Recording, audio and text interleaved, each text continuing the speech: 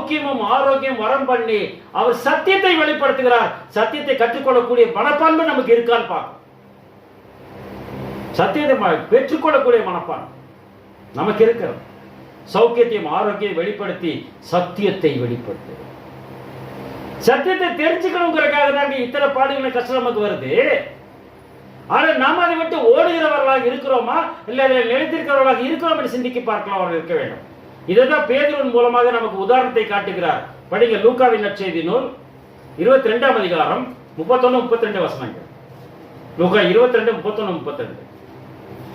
பின்னும்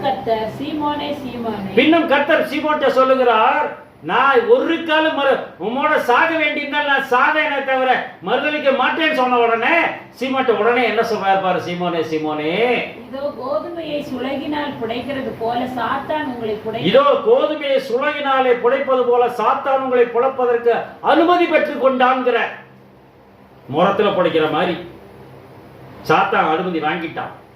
கஷ்டம் வருது, துன்பம் வருது, எல்லாம் வருது, உன்னை புடைப்பதற்காக அனுமதி பெற்றுக் கொண்டார் இடத்திலே.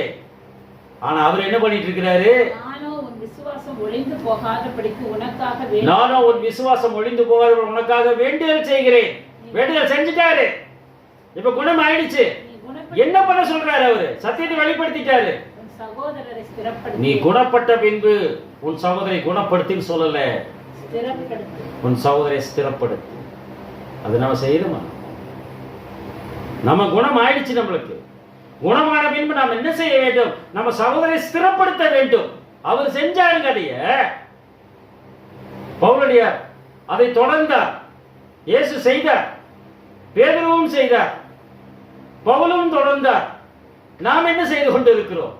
சகோதரர்களை ஸ்திரப்படுத்தி கொண்டிருக்கிறோமா அல்லது பாலும் கிணறில் தள்ளி கொண்டிருக்கிறோமா என்று நாம் சிந்திக்க கடமைப்பட்டவர்களாக இருக்கிறோம். பிரியமானவர்களே, படிக்கலாம் யோபின் புத்தகம், மன்னிக்கவும் யாக்கோபின் புத்தகம் 5ஆம் அதிகாரம் 10, 11, 19, 20. யாக்கோபு 5, 10, 11, 19, 20. என் சகோதரரே,